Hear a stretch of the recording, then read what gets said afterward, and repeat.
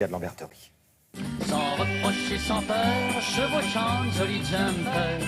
La démarche en steeple chaise, les jambes entre parenthèses.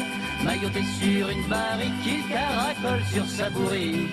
Le mégot décontracté, il s'en va donc quichoter. Ça va. Il y a un travail hallucinant dans cette émission. Jolly Jumper, chanté par Marcel Amont. Pourquoi Olivia de Lamberterie? Parce que bande dessinée aujourd'hui, je sais que vous aimez la BD, donc j'ai plongé dans mes piles, j'en ai lu 3522 pour en extraire 3 merveilles, voire chefs-d'œuvre, en frise de chefs-d'œuvre. Jolly Jumper ne répond plus de Bouzard. Alors, autant le dire tout de suite, c'est la BD la plus drôle de l'année.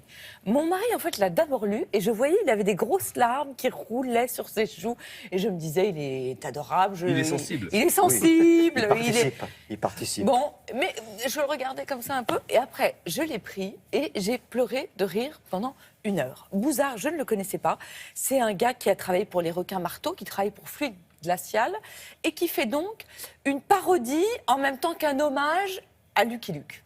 Alors, je vous présente le nouveau Lucky Luke. Il arrive, il est convoqué par un procureur pour une nouvelle aventure. Il rentre dans le bureau et là, le procureur lui dit, il sort une boîte et il lui dit « Une brindille ?» Puisqu'évidemment, Lucky Luke ne fume plus. Et là, Lucky Luke dit « Mais non, non, j'ai arrêté depuis 6 ans. Mais croyez-le, si vous voulez, dès que je passe devant un champ, j'ai envie de brouter. » Moi, déjà, ça me plaît. Et alors après, il y a le procureur qui lui dit « Moi, j'ai pas réussi à arrêter. » Et ma femme est furieuse, elle me dit « Tu sens le foin. » Bon. Alors, c'est pas parce que La Lucky couverture Luke... déjà du livre. Regardez. Non, mais tout est génial. Mettez Et un alors, plan sur cette le problème de Lucky Luke, c'est que il est très très déprimé parce que Jolly Jumper ne lui parle plus. Donc il a beau tout essayer, il lui dit fais-moi un petit signe du sabot et tout, rien du tout. Alors il livre ses états d'âme au procureur et le procureur lui dit peut-être que vous devriez changer de vêtements, peut-être qu'il en a marre que vous soyez habillé toujours de la même façon. Et alors là Lucky Luke dit ah bon, vous aimez pas mon jean, il me fait des grosses fesses. Il dit non non mais peut-être bon. Et là effectivement Lucky Luke va s'acheter des nouveaux vêtements et il y a un gag qui file tout l'album, c'est que plus personne ne le reconnaît. À chaque fois qu'il arrive dans un endroit, on lui dit non, non, mais on attend Lucky Luke, on ne vous attend pas. Il y a des choses comme ça, c'est à la fois très fin, très absurde. Il y a aussi un autre gag qui m'a enchantée, c'est qu'il va retrouver les Dalton, donc, et vous connaissez la célèbre phrase de Joe Dalton qui, à chaque fois qu'il voit Lucky Luke, dit « je vais le tuer, je vais le tuer ». Et bien là, à chaque fois, la phrase est changée. Donc ça commence par « je vais le tuer », après « je vais l'énucléer à la petite cuillère »,« je vais lui péter les rotiles », et après ça devient n'importe quoi. Je vais l'emmener en vacances à Arcachon, je vais lui tricoter un pull en laine. Voilà. On voit bien que Bouzard, il connaît son Lucky Luke sur le bout des doigts. J'en dis pas plus. Si vous riez pas, bah écoutez, je sais pas, je peux plus rien faire pour vous. Parce que honnêtement, c'est génial. Voilà, hommage à Maurice. Hommage à Maurice, évidemment. Riyad Sattouf, est-ce qu'on le présente encore, Riyad Sattouf, l'auteur de L'Arabe du futur, 3 volumes autobiographiques qui ont cartonné alors, dans le monde entier. Vous savez, c'est même plus un succès, c'est une espèce de triomphe international. L'auteur des Beaux Gosses au cinéma et l'auteur des Cahiers d'Esther, peut-être un brin moins connu. Le premier volume est sorti l'année dernière, ça s'appelait Histoire de mes 10 ans. Ce deuxième volume s'appelle Histoire de mes 11 ans, parce que Riyad Sattouf, il a un projet que je trouve dément. Il a décidé de raconter l'histoire d'Esther de ses 10 à ses 18 ans. Chaque année sortira un album avec 52 planches, qui sont les 52 semaines d'Esther qui sont publiées dans l'Obs aussi chaque semaine. Alors Esther, c'est une petite écolière qui donc là, à 11 ans, elle est en CM2. Et je trouve que ce qui est formidable, c'est que cet âge de CM2, il est vraiment entre deux. C'est la sortie de l'enfance, pas encore l'entrée dans la préadolescence. Et on voit la petite Esther, elle est dans la cour de récré. Et elle dit « Oh, c'est pas drôle parce que cette année, il n'y a plus de jeux dans la cour de récréation. Tout le monde ne parle que de qui sort avec qui aime qui. Ouais, » Et elle dit « Moi, ça m'intéresse pas. » Et puis la case d'après, on la voit, elle dit « Mais j'ai mes 3 amoureux. » Donc en fait, elle est dedans sans être dedans.